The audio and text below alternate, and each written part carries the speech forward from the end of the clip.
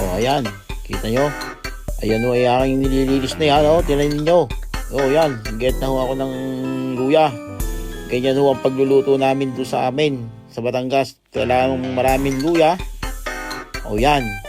Kita po ninyo ang pagbabalat ng sibuyas. Ay talaga naman. Oh, ayan. Minikos-mikos na po yan. Oh, yan. Talaga pong sabay-sabay na ho yan. Oh. Yan ho ang luto ho sa amin. Ganyan ho kung magluto sa amin. Talaga namang paspasan. Yan. Ay pagka ho naluto ay napakasarap po naman yan. Yan. O ang bawang ho. Pag ho magluluto kayo ay wag ho yung nabibili na doon sa tindahan na pira-piraso. Kailangan po pag nagluto isang buo agad bawang ilagay nyo. Para masarap. Yan. Binaak na ho ang tiyan. Oh. Kita ninyo. O.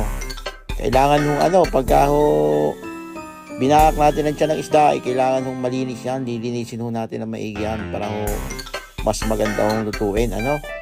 Yan, lalong-lalo na ho pagka pansarili nating pang ulam ay kailangan hong lutuin na maayos para kumbaga ay masarap po ang kainan. Talaga po hindi magkaintindihan ng paglilinis. Linis na linis ho yan. Ay saan pa kayo? Ayan. Ginasgap na po ng kutsilyo. Ayan po. Mga ka-Super D. Kung ganyan ang paglilinis ha. Pero wag nyong ihiwain yung kamay nyo. Isda lang ihiwain ninyo. Ayun ang itlog. Kita po ninyo. Ay hindi na ho itlog yan. Kamatis na ho yan na dinurog. Yan di talagang yan. Titikman na yan. Titikman. At kung anong lasa niyan. Pagkalagay na Ricardo titikman.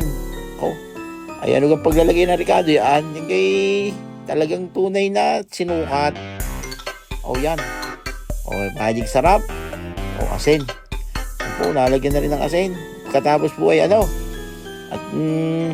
lagay ng isda. Yan. Ilagay na mo yung isda. Tinan nyo. Ay matindi magluto ito si Super D. Tinan mo magluto. Ang paspas. Ayan. May sili pa eh. Yan na.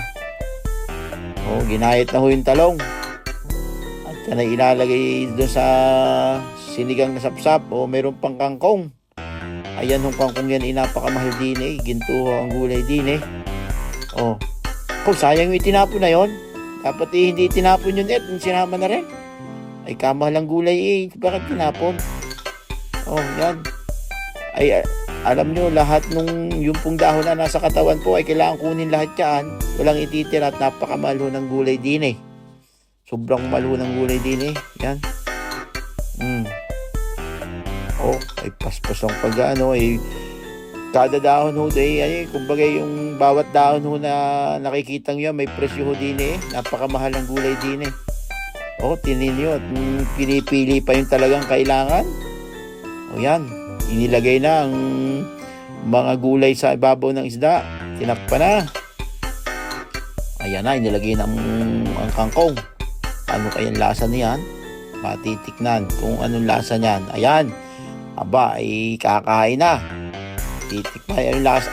Ay bakit baga may ibang putahe pa doon? Ay hindi lang po pala yung putahe na yun. Ayan, bago po tayo